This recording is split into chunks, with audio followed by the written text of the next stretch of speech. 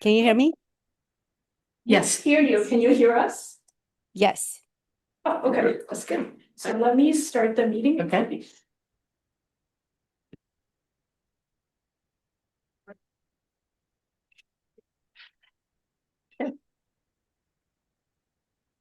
Welcome to the regular meeting of OneShoreline for August 24th, 2026. Could I have a roll call, please? Yes, Director Mueller, Here. Vice Chair Gaucher, Here. Director Colson, Here. Director Aiken, Here. Director Tron, Present? and Chair Reddick. Here. Great. Thank you. Item number 2 is public comment. Persons wishing to address the board on OneShoreline related matters not on this agenda, as well as items listed under action to approve the consent agenda, may speak for up to 2 minutes. Comments on agenda items shall be heard during that item for up to 2 minutes. So do we have any hands raised online? Okay, members of the public online, if you would like to make a comment not related to any of the agenda items listed, please raise your hand now on Zoom. And I do not see any raising hand. Is there anyone in the audience who would like to address the board on items not on the agenda? Okay. So we will move on to item 3, action to set the agenda and approve the consent agenda.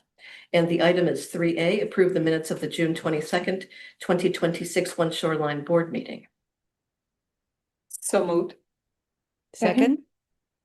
There you have it. Could I have a roll call, please? Sure. Director Mueller, Yes. Vice Chair Gaucher, Yes. Director Colson, Yes. Director Aiken, Yes. Director Trump, Yes. and Chair Reddick. Yes. Motion carries. Thank you. Item 4A of regular business is to adopt a resolution number 2026-0824 to express appreciation to the community-based organization Climate Resilient Communities for its partnership on OneShoreline's home protection and insurability initiative. Okay. We're gonna present something, but I think maybe there's a staff report on this. Oh, okay. I didn't know if This there is was staff a report. I motion just- made. Sorry, not able to join the Zoom for some reason. And so we're trying to get the slides up right now. No. Okay, well, absent the slides, which We'll are, pull it up. Sure. which are, we'll put forthcoming, try again. So basically, this item is to thank CRC, Climate Resilient Communities, which is an East Palo Alto based organization that has been around for many years, for their support countywide of many initiatives related to climate resilience, particularly for vulnerable communities. And especially for, in the case of OneShoreline, for their support of our home protection and insurability initiative. And what the slides indicate or describe is that project, which is a project that marries two of our priorities, which is to build resilience for private properties around the county, and also have those actions towards resilience, both at the property scale and at the community scale, reflected in their insurance rates. And it seems like that's a no-brainer, but for some reason, that's incredibly hard to achieve, given the challenges that climate change presents, both to homeowners and also to the insurance industry. But we're trying to bridge that gap along with many others around California. And our first test in that was in San Bruno, where we offered to a section of San Bruno, really 99 homes near San Bruno Creek, that many of which frequently flooded over the past many years. And here we go. Thank you. And it's the area that's shown on the map there near Highway 101 and 380 interchange. So for those homes, we offered to provide flood protection supplies that they could access that are vetted by FEMA, first cut, and then we and researchers from Stanford University take a look at what the needs were specific to this location. And CRC provided substantial help in connecting us with the residents that are in this neighborhood. And if you want to advance the slides. Thank you very much. I appreciate that. So our plan going into this project was to spend $50,000. This is from the San Bruno Creek flood zone, up to $1,500 per household. For a menu of supplies, and the image at right, which is hard to see, but basically it's a tree that starts with what problem do you have, and then it gets to specific supplies that address your problem. And so CRC conducted the needs assessment for the households. They actually were our intermediary in procuring the supplies and distributing them.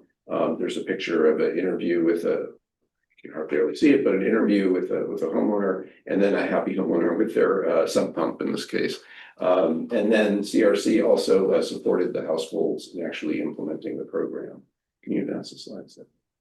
Thank you. So that's what we plan to do. The results of it were that we provided supplies to 26 of the 99 households. It was really first come, first serve until we reached our funding plan for that year, which was last fall. There were 96 supplies ordered, and the average per home was about $1,100. And here's a table of what we gave out, starting with at the top, dehumidifiers, and then down at the bottom was cleanup. But a lot of stuff in between: barriers, sump pumps, platforms to raise things in garages that frequently flood, that kind of thing. And then, so that's what the results were. And then our 2026 plan, if you want to advance the slide, is going forward is to continue with Bel Air and assist additional households, ones that weren't able to sign up this first year. And then also with CRC, and we've just started the conversations now, both with CRC and with the city of East Palo Alto, is to expand this to areas of East Palo Alto that flood. And even though a big project was done that Supervisor Garcia was very involved with, and still is to some degree on the JPA, a big project was done in San Francisco Creek in East Palo Alto, which has provided quite a bit of protection. There's still an issue in East Palo Alto of actually draining stormwater, big storms that come through, because it has to be lifted out by the pumps and the storm drain system. So flooding is not, unfortunately, a historic artifact. It's still something that's being dealt with. And so this project, we hope, with CRC's help and with the city's help, will move forward in East Palo Alto as it did in San Bruno. So this measure is really to thank the work of Violet and her team. I've known Violet for a long time, since she was still a student at Duke, I believe, doing the master's program there. And she's done amazing work for CRC, which is really regarded. I go to meetings, and other members in OneShoreline go to meetings that involve many others around the Bay. And CRC is really one of the great examples of community-based organizations that are really locally driven and attuned to the needs of all communities, and especially those that are most vulnerable in many ways. So we thank Violet. We wanted to put this on the agenda. We have a certificate that we'll send to you, I guess. And okay, great. Oh, hi. Oh, okay. And so if, I don't know, Violet or your colleague, if you want to say any words, but otherwise have the board vote to this. Yeah, I don't know if Violet wants to go.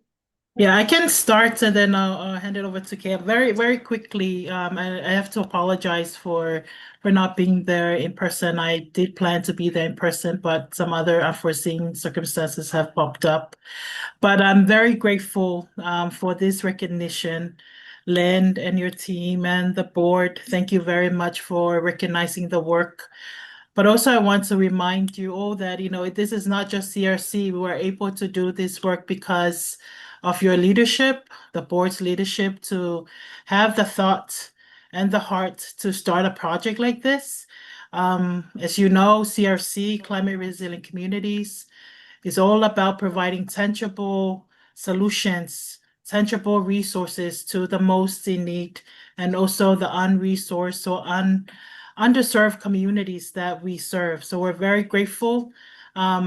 Thank you very much for the recognition. We're very honored, and I accept this on behalf of CRC and also the community.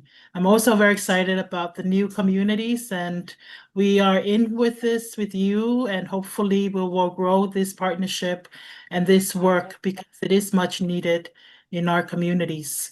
I'd like to pass it on now to my colleague, Kay, who is there.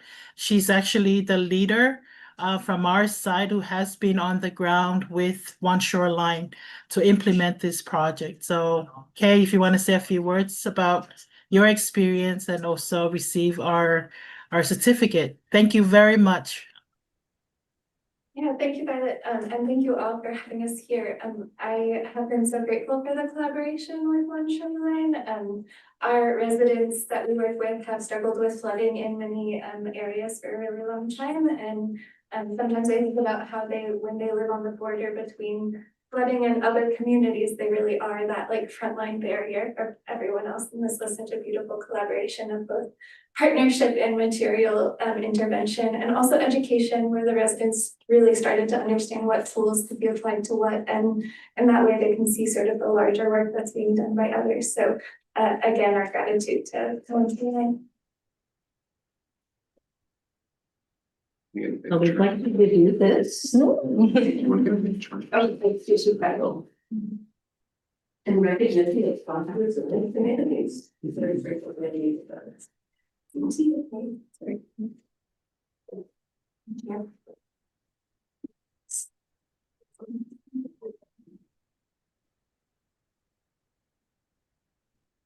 You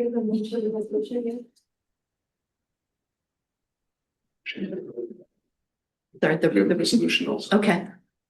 Is that something you'd like me to read as well? Or summarize, or however you, want to do it, yeah, Okay. in the packet.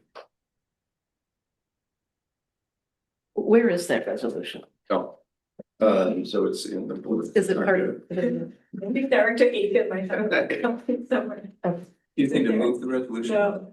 I can have one move the resolution. I think she was gonna read it or summarize it. Right, Okay. right here. Donna's ready. Okay, Well, let's say would you like to read it then? it's right now. Go ahead, you can read it right now. Ah,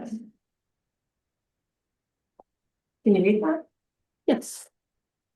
Make it over here. Um, There you go. Yeah. You can touch.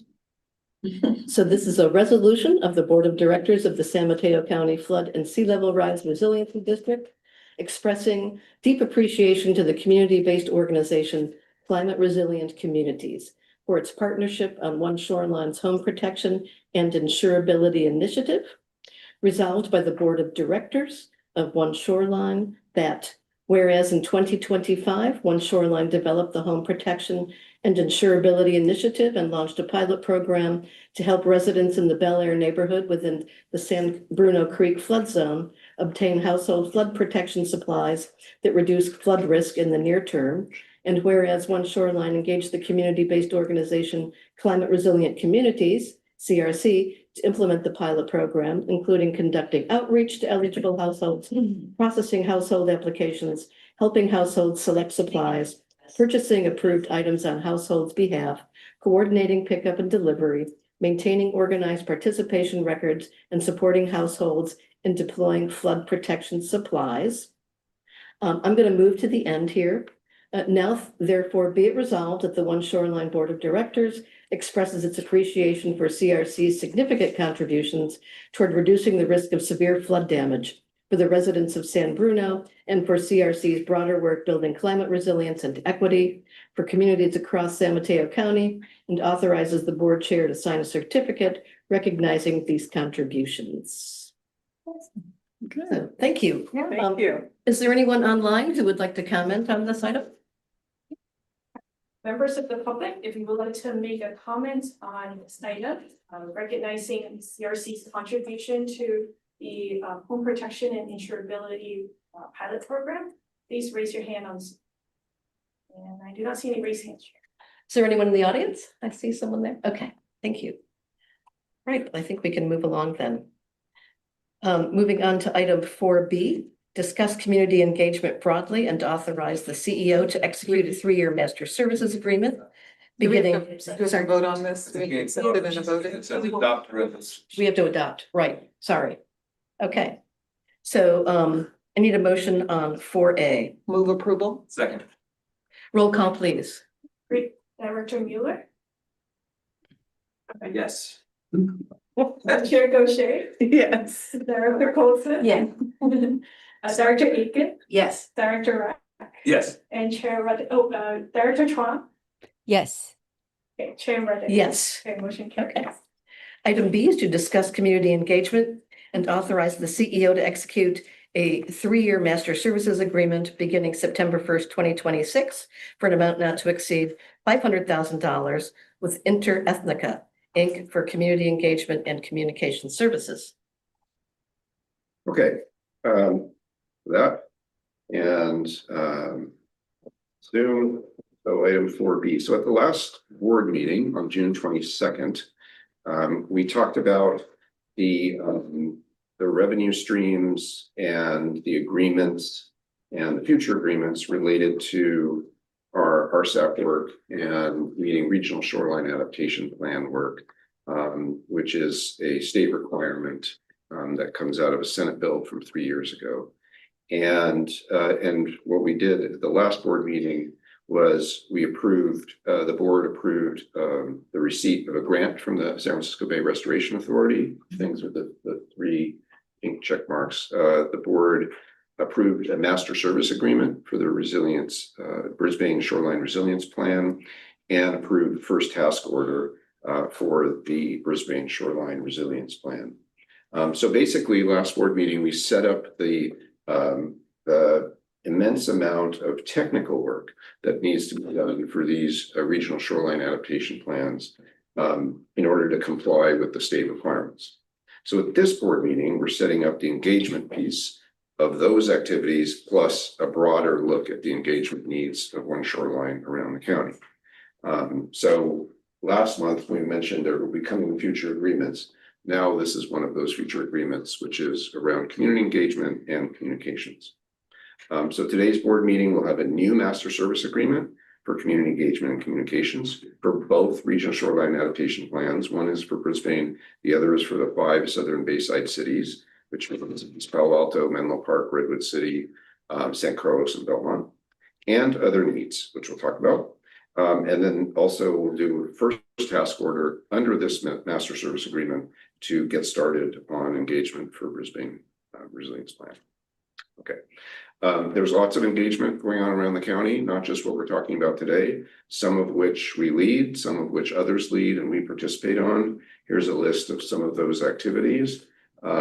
It's really just to provide everybody with a snapshot that there's things going on along the bay, also on the Pacific Coast side, that involve community engagement, communications.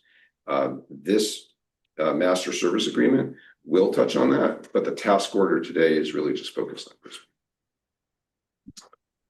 So the agenda item is to authorize me to execute a master service agreement with Interethnica. With our growing portfolio of activities, both in the policy, planning, and implementation spaces across jurisdictions, it's important that we have support for stakeholder engagement, coordination with multiple jurisdictions, and then also how we communicate and brand OneShoreline. To be consistent with this, we put out an RFP for a single master service agreement. The process to get to this point was we put it out, the RFP in April. We received 12 proposals from consultant teams, so we got a good response by incredible teams. We interviewed the 3 teams, and there was a unanimous selection to go forward with Interethnica. The overview of the proposed master service agreement is Interethnica is the lead team, and then there's a sub-consultant called Cascadia, and we have a representative or representatives from Interethnica today that will spend a few minutes talking about their work in San Mateo County with other jurisdictions and what their plan is for this particular master service agreement. And I'll turn it over to them in just a minute. So again, going back to the overview of the master service agreement, the not to exceed amount is $500,000 for 3 years, and it's authorized through task orders. You got kicked out of Zoom. I got kicked out of Zoom. I don't know. Okay. Are you able to pull back up the PowerPoint? I'm sorry, what's going on today? Your laptop is on vacation. Yeah. Right, Just close out of it. all right. Or should I switch to Interethnicus? Yeah, I think so. I mean, I'll just verbally, so 500,000 is the not to exceed amount. And it's 3 years, starting September 1, so next week of 2026 through August 31, 2029, 36 months. And it's authorized through task orders. So what that means is just doing the master service agreement doesn't authorize us to spend money. It's just the envelope under which we then have what we call task orders that are very specific about how we spend the money. And it's really the task orders that allow us to reimburse Interethnica or any other firm that we're working with on task orders. So we have funded task orders of the $500,000. We have funded task orders for the 2 regional shoreline adaptation plans. So that's Brisbane and the 5 cities, and that's about half of the $500,000. We're only going forward today on the Brisbane one. We'll bring back the other one in about 6 months for the Southern Bayside cities. So I think with that, why don't we turn it over to Interethnica? Stephanie is like doing a lot of multitasking right now. And we really appreciate her. And she needs vacation, which is good timing because she's going to Canada shortly. Oh, wow. Yes. Do you want us to just like kind of hover in the front? I don't know where the camera is. On my I phone. can sit there if you guys want to sit here. So Right there, I can swap here. you just Or did go I? here. We breathe. Okay. Thanks. Breathe. That's not this. Yeah, for sure. Thank you. Thank you, Len. Good afternoon, everyone. Sorry, you done? No, I'm done. Okay, I didn't know if you had more slides. No. I love it. Well, thank you, Len. Good afternoon, everyone. Thanks so much for having us. Really excited to be here. Just can't say how excited we are to be working with the OneShoreline team. My name is Mona Abud. I'm the Vice President at Interethnica, and on this contract, I would be serving as your contract lead and project lead across the task orders. And I'm Rachel Gagnon. I'm the Deputy PM for Public Awareness and Communications. So the nature of our presentation today, Claire had asked us, would you like the opportunity to come say hi to our board? And we said absolutely yes, but we're really looking forward to working together as this work rolls out. But just for sake of introduction, we'll be brief. We're Interethnica. We were founded in 2004, and what we've really been known for is empowering communities across the Bay and now more so around the state to inform them and empower them to participate in processes that will impact their lives. And so we've been doing that through things like community engagement, stakeholder facilitation, CBO partnership development, really working with different jurisdictions and counties and the state to make sure that frontline communities are centered in the processes that will impact them. On this work, we have a sub-consultant that Lennon mentioned, Cascadia Consulting. They're really well known for climate and resilience expertise around the West Coast. We have a lot of overlapping in our service areas that broadens our capacity as well, but they also have some really unique climate expertise and some technical expertise should we need it and be able to bring that forward for us.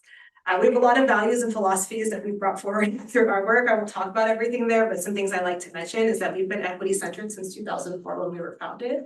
And that's just not in how we implement the work, but how we design the process so that when we leave, the contract will eventually end. And so when we're no longer with you, have a process to follow that continues to center community input, guide stakeholder facilitation, and really center the values that you've heard.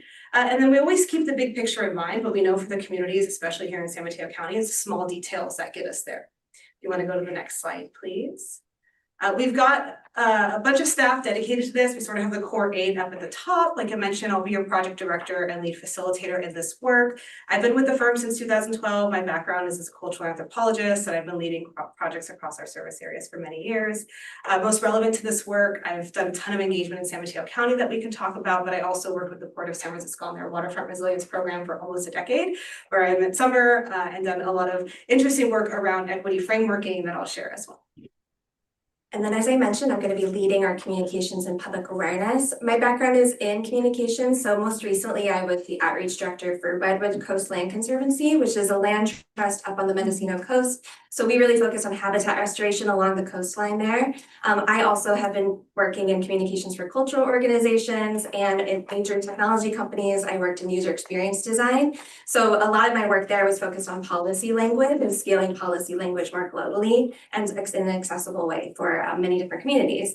I have a master's in water and environmental law, so that helps me bring another regulatory lens to this work. All to say, these are all these pieces that come together really well to help support this work, and I'm very excited to do so. And we'll talk about the qualifications of everybody on the team, but we're really excited to bring forward sort of our best on this. But we also have a deep bench of additional staff that we can roll out to support the work, because we will have concurrent task orders across the county. I'm gonna go to the next slide. So as Len mentioned, there were 3 core service areas for this RFP that we're really excited about because they align well with our service areas and what we do. It's community and stakeholder engagement, this multi-jurisdictional facilitation and coordination piece that we know is incredibly important, especially in San Mateo County, and then communications and branding, making sure that we're getting on the same message and having a brand go forward that community resonates with. I'm gonna go to the next slide.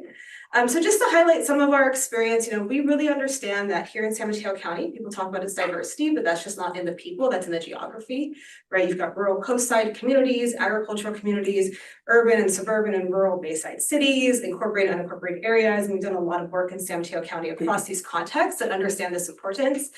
Some of you may remember us from our 2023 Measure K Community Needs Assessment, where we went out to communities and talked to folks about what they need to inform Measure K funding allocations.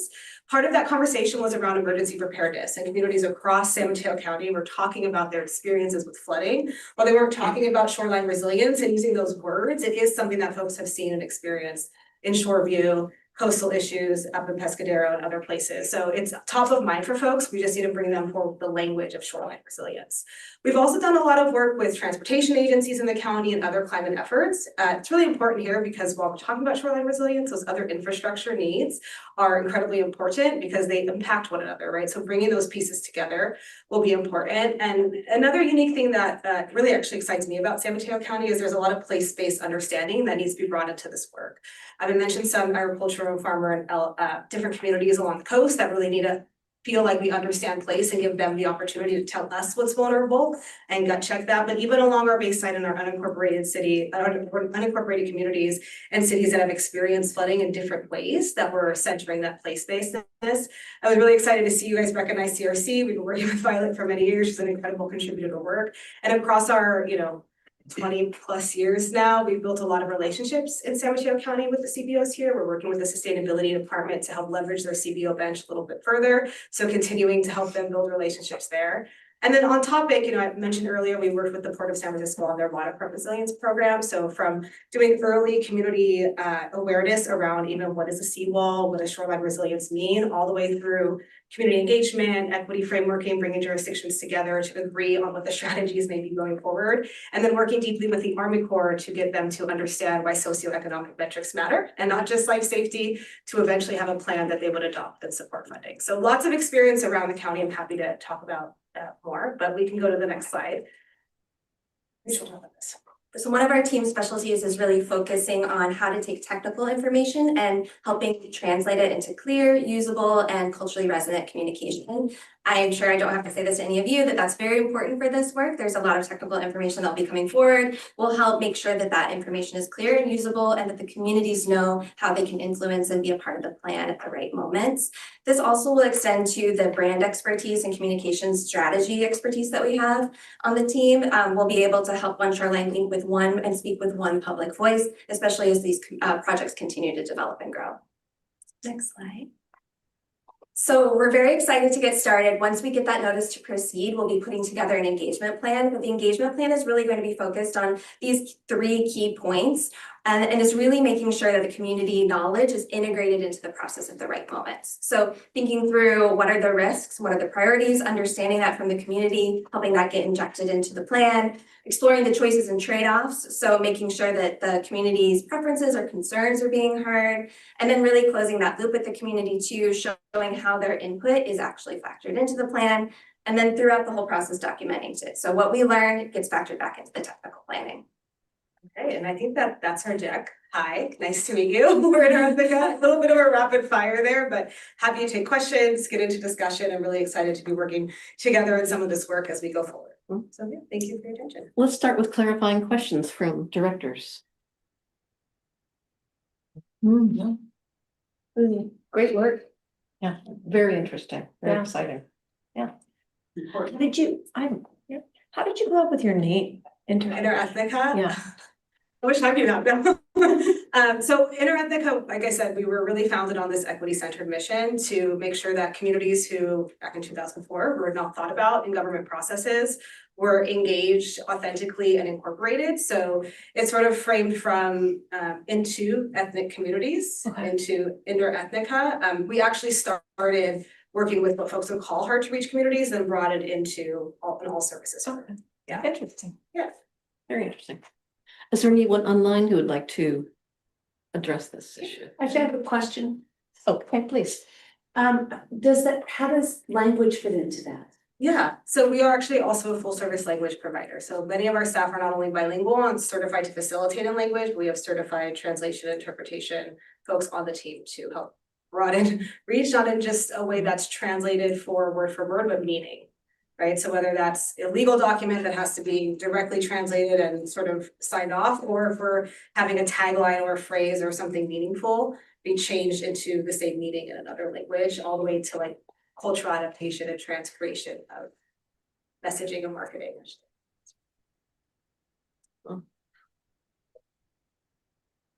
Marie or anyone online like to comment here? I'm good. Thank you. Members of the public online, if you would like to make a comment on this item, agenda item 4B, please raise your hand on Zoom. And I don't see any raised hand. Okay, thank you. I think it's wonderful stuff, very exciting. And I do agree that the frontline community work is so important. So I'm very happy to support moving forward on this program. It basically is a discussion today. We're moving on to the item C, which is the task order. No, it's a vote to approve, to authorize me to sign. Let me put my glasses on here. Okay. Okay, here we go. Discuss and authorize. Yes. Okay, do we have a motion to authorize? So move. Second. Could we have a roll call, please? Absolutely. Director Mueller, Yes. Vice Chair Gaucher, Yes. Director Coulson, Yes. Director Rack, Yes. Director Aiken, Yes. Director Trump, Yes. and Vice Chair Gaucher. Yep. Oh, sorry, Chair Reddick. Yes. Motion. We only let Lisa vote once. Oh, no. Thank you very much. Line up. Wonderful. Okay, so we're moving on to items 4C, which is authorize the CEO to execute task order number 1 to the master services agreement with Interethica. Yes. All right, so thank you for that. And so item 4C is now kind of the subset of the master service agreement. And it's to implement Brisbane shoreline resilience plan aspect of this. Not to exceed on this is 90,000, so that's out of 500K that was in the MSA, Master Service Agreement. The scope is to, as was discussed by our friends with Interethica, to develop and implement the plan, the outreach materials toolkit, and facilitate community conversations. The scope is actually very extensive. It's on pages 22, 23, 24, and 25 of the board packet, if folks want to take a deeper dive. And even though $90,000 is within my authority to sign a contract, we felt like it made sense to just bring it to the board also today to kind of have it see the light of day in a more detailed way for task order 1. And we'll probably do that for future task orders on this as well, as part of a way to update the board and the public on the progress of Interethica's work. With that, turn it over to the board to consider task order 1. Any questions? Hearing none, is there anyone, a member of the public who would like to comment on this item? Participants on Zoom, if you would like to make a comment on item 4C, please raise your hand.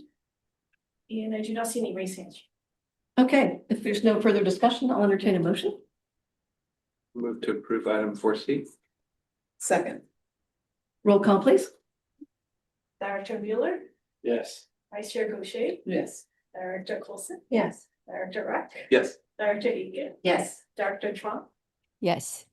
and Chair Reddick. Yes. Motion carries. Okay, wonderful. Item 5, the chair's report. I don't have anything today. We can move on to the CEO's report. All right. So I have a couple things real quick. First of all is on federal funding requests and policy requests. By OneShoreline, we essentially have two funding requests that we've been working on. Both of those relate to the coast side of San Mateo County. We've talked about before the Sewer Authority Mid-Coast Side project. It's a resilience project for the flood-prone water treatment plant in the city of Half Moon Bay that serves Half Moon Bay and many communities to the north. And Congress, we've discussed this before, Congress appropriated $50,000 to kind of jumpstart an Army Corps of Engineers analysis of whether there's a federal interest in working at the plant. They did that. They concluded that in June and found a positive federal interest, which is great. And they are working on a cost share agreement between OneShoreline and the Corps of Engineers to get started on the study. The study would be funded in FY 2027 federal fiscal year. The House passed its appropriations bill. It was requested by Representative Sam Ricardo. And the House bill includes $400,000 for the study, which is enough to really make a dent in this study. And then California Senators Padilla and Schiff have requested $500,000, and there's no Senate bill yet out of committee. So we're awaiting that.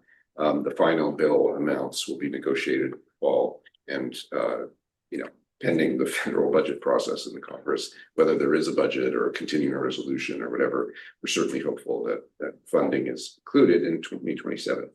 Then there's a separate study called the San Mateo County Ocean Shoreline Study, which is essentially from Murata Road to the southern tip of Half Moon Bay. It's largely the coast side of Half Moon Bay.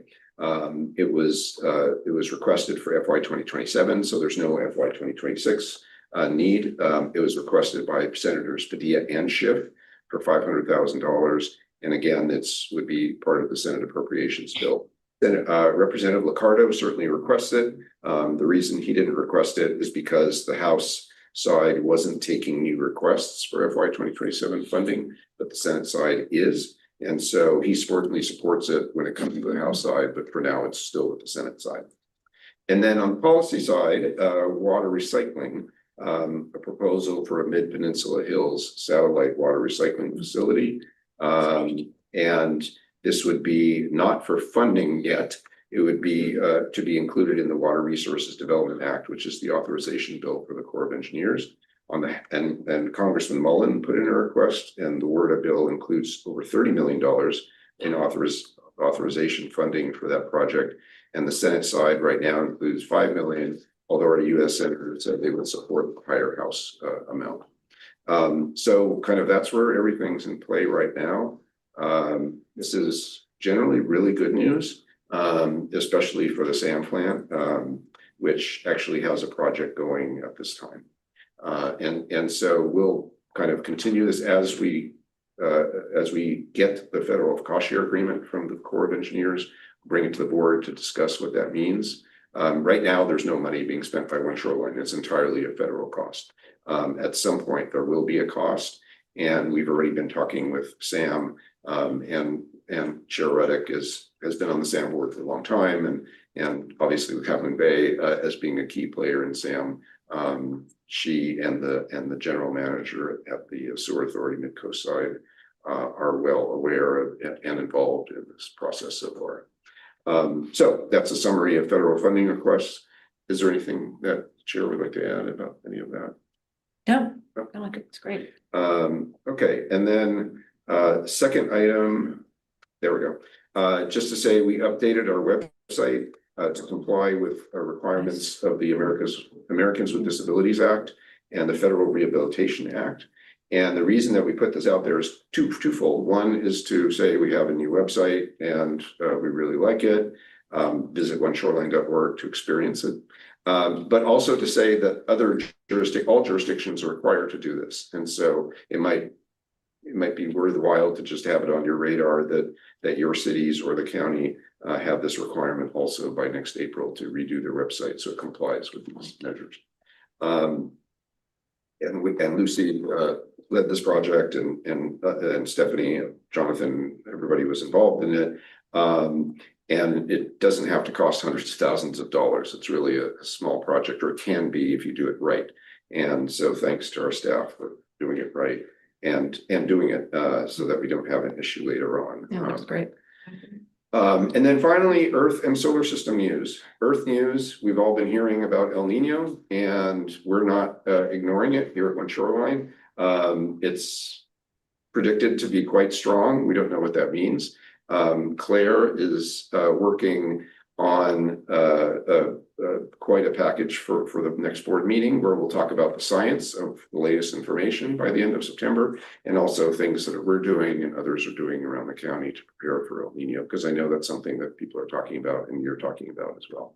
And it's going to be really important.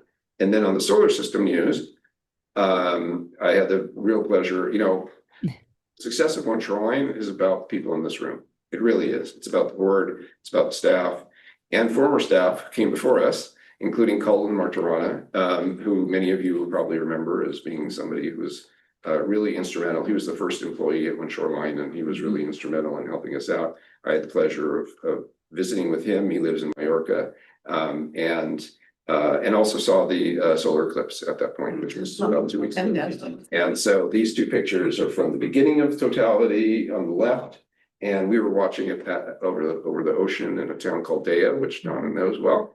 And then that's the end of the eclipse. It was sinking into the ocean, which was really spectacular. Yeah. So anyway, Colin says hello to everybody here. He looks positively sun-drenched. Yeah, he's doing okay. So with that, Yeah. conclude the CEO's report. Are there any questions?